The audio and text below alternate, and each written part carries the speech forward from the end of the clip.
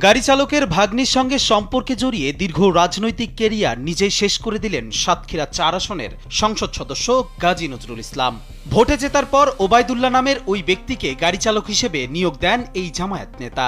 ওবায়দুল্লাহর সঙ্গে পরিচয় হয় তারই ভগ্নিপতি অর্থাৎ মরিয়ম বেগমের বাবা মাসুম বিল্লাহর সঙ্গে। মাসুম বিল্লাহ পরিবার সহ থাকেন ঢাকার মিরপুরে। ঢাকায় বসেই জামায়াতের বিভিন্ন আন্দোলন সংগ্রামে নিয়মিত অংশ নিতেন। ব্যস্ততার ভেতরেও পৈতৃক বাড়ি সাতক্ষীরায় যাতায়াত ছিল নিয়মিত। তারই কন্যা মরিয়ম ঢাকা থেকে এসএসসি দিয়েছেন।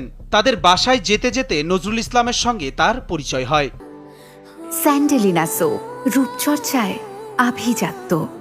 মরিয়মের পরিবার সংশ্লিষ্ট একটি সূত্র কালবেলাকে জানিয়েছে, তার বাবার ব্যবসায় বিনিয়োগের প্রতিশ্রুতি দিয়েছিলেন নজরুল ইসলাম।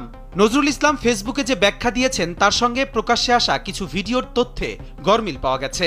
ভিডিওতে তাদের আটক করা ব্যক্তিদের মুখে বলতে শোনা যায় এই বাসা নীলার থেকে ভাড়া করেছেন। তখন নজরুল ইসলামকে বলতে শোনা যায় ওই তরুণীর ভাগ্নে রুমটি তাদের ঠিক করে দিয়েছেন, যে কিনা তার ড্রাইভার।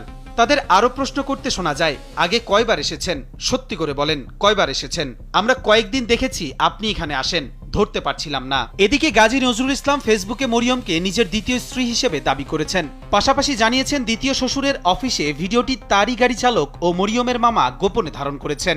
এ সময় নজরুল ইসলামকে হাত জোর করে ক্ষমা চাইতেও দেখা যায়। তিনি বলছেন, আমাদের ছেড়ে দেন, আমরা অন্যায় করেছি। তবে মরিয়ম বেগম বেশ স্থির ছিলেন। তিনি ওই যুবকের সঙ্গে চড়াও সুরে কথাও বলছিলেন। ভিডিওতে নীলা নামে যে নেত্রীর কথা বলা হচ্ছে তার সম্পর্কে বিস্তারিত জানতে পারেনি কালবেলা। তবে ভিডিওর কথোপকথন থেকে বোঝা গেছে এটি ঢাকায়। আপনি অন্যায় করছেন, আপনি একজন জামাত হয়ে কিভাবে কাজটা করলেন? এদিকে নারী নিয়ে এমপি নজরুলের ভাইরাল ভিডিও প্রসঙ্গে জামায়াতের পক্ষে বিবৃতি দিয়েছেন বাংলাদেশ জামায়াত ইসলামীর সহকারী সেক্রেটারি জেনারেল ও কেন্দ্রীয় প্রচার ও মিডিয়া বিভাগের সেক্রেটারি অ্যাডভোকেট এহসানুল মাহবুব জুবায়ের। বিবৃতিতে এহসানুল মাহবুব জুবায়ের বলেন, অতি সম্প্রতি সাতক্ষীরা ৪ আসনের জাতীয় সংসদ সদস্য গাজী নজরুল ইসলামকে জড়িয়ে বিভিন্ন গণমাধ্যম ও সামাজিক যোগাযোগ মাধ্যমে প্রকাশিত খবরের দিকে বাংলাদেশ জামায়াতে ইসলামী নজর রাখছে।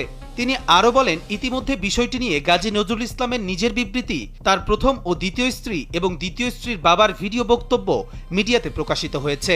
এ বিষয়ে আরো খোঁজ খবর নিয়ে ও প্রকৃত ঘটনার তথ্য উপাত্ত সংগ্রহ করে বাংলাদেশ জামায়াতে ইসলামী সাংগঠনিক নিয়ম অনুযায়ী প্রয়োজনীয় পদক্ষেপ গ্রহণ করবে। কবির চৌধুরী, কালবেলা, ঢাকা।